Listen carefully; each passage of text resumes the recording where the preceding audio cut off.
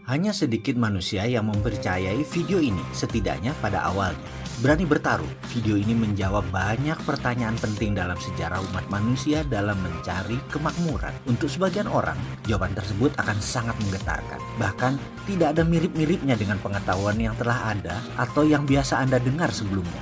Video ini akan mengubah pandangan dan pemahaman Anda yang selama ini Anda dapatkan tentang materi dan kemakmuran. Saat ini, banyak dari kita yang sedang mengalami krisis kemakmuran, krisis kepercayaan, dan tertekan masalah ekonomi. Namun, jika dirunut lebih dalam lagi, semua itu terjadi karena pemahaman akan materialisme yang selama ini dipegang umat manusia bertolak belakang satu dengan yang lainnya. Tapi sesungguhnya, bisakah krisis keuangan dan kesulitan ekonomi itu dihentikan? Saya tahu bahwa Anda juga tahu bahwa jawabannya adalah bisa. Yang menjadi pertanyaan adalah apakah Anda tahu apa yang sebenarnya Anda inginkan? Tontonlah video ini lebih dari sekali. Saya juga mengajak Anda menonton dari awal hingga akhir. Kemudian mengulangnya per bagian. Kemudian buatlah catatan-catatan kecil di beberapa bagian. Ujilah, kebenaran yang sejati adalah kebenaran yang teruji, bukan? Saksikan video ini dengan santai, kemudian ulangi lagi. Anggap saya ada di samping Anda sebagai sahabat yang menemani Anda dan berbagi rahasia kecil kepada Anda. Tontonlah video ini dengan hati, tapi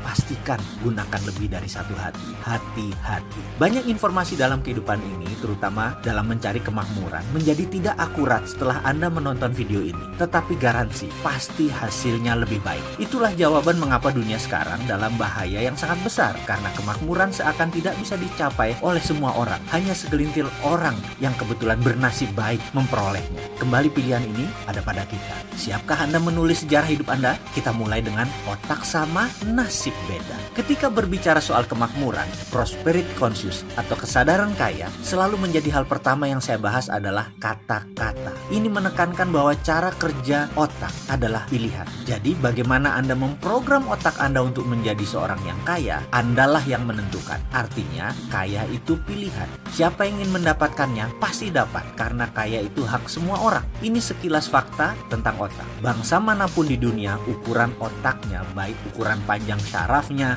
jumlah pengantar kimianya dalam otak, maupun sensornya, semuanya sama. Kecepatan kemampuan berpikir yang oleh sebagian orang disebut IQ juga tidak berbeda jauh. Intinya kemampuan menyimpan datanya juga sama. Jika manusia diibaratkan komputer, anggap saja otak itu hardware dan semuanya sama. Lalu di mana bedanya? Mengapa yang satu lebih sehat dari yang lain? Mengapa yang satu mudah tertawa, yang lain selalu sengsara? Mengapa yang satu mudah mendapat jodoh, yang lain selalu sendiri? Mengapa yang satu lebih cepat mendapatkan uang, yang lain tetap saja miskin? Ada sebuah fakta, jika saya menyebutkan 375 nama orang, kemudian harta tersebut dari mereka digabungkan semua, nilainya sama dengan kekayaan 3 miliar manusia. Ya, 375 orang, kekayaan sama dengan kekayaan 3 miliar manusia. Di antaranya kita sebut Bill Gates, Donald Trump, Warren Buffett, Laxmi Mittal, Paul Allen, Mark Cuban, Jeff Bezos, Rupert Murdoch, dan saya bisa melanjutkan sampai 375 orang. Orang-orang seperti mereka ini memiliki jumlah kekayaan sama dengan 3 miliar manusia digabungkan.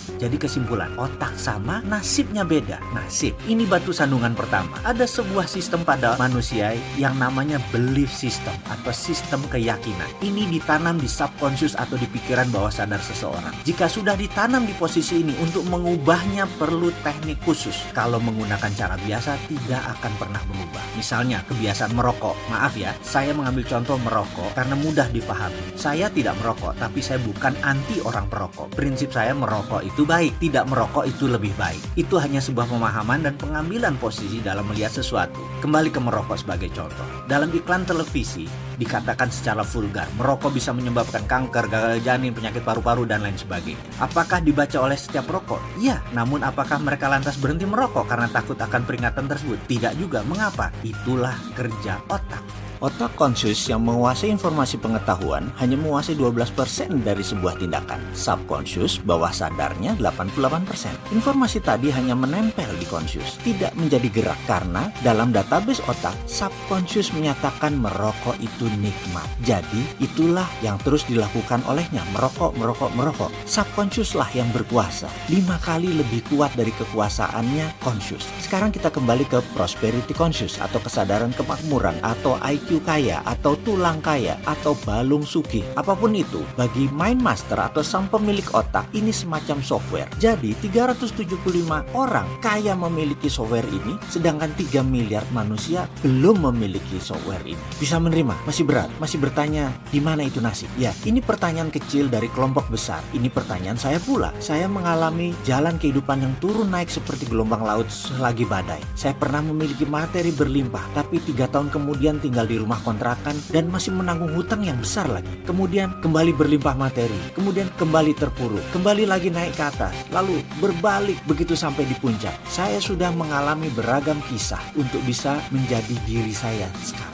Ketika itu saya banyak mempertanyakan nasib dan urusan jalan hidup. Hingga akhirnya saya memutuskan untuk belajar dan mencari kemanapun untuk mendapatkan jawaban pertanyaan saya yang terbesar. Nasib itu pemberian Tuhan atau buatan manusia? Itu pertanyaan saya. Saya tidak kaget jika pertanyaan itu membuat Anda memutuskan berhenti menonton video ini hingga di chapter ini. Karena belief system Anda menyatakan rezeki sudah ada yang mengatur. Sementara kalau diteruskan ternyata rezeki itu manusia yang mengatur. Yang selama ini kita kenal dan melaksanakan sesuai sistem Tuhan. Ini sungguh menyesakkan, bukan? Tapi kalau itu kebenaran yang terjadi, bagaimana? Izinkan kosongkan gelas Anda. Ke depan akan ada banyak hal yang menyesakkan dada Anda. Saya tetap akan melanjutkan kisah dalam video berikutnya untuk Anda sahabat semua. Karena saya tahu sekali, fakta bisa merubah kebenaran. Ya, kebenaran Anda akan ditantang ke batas ujung dengan fakta-fakta yang akan saya berikan. Beranikah Anda meneruskan video selanjutnya? Sketsa Chinos, Versatil Basic Outfit. Sweater Max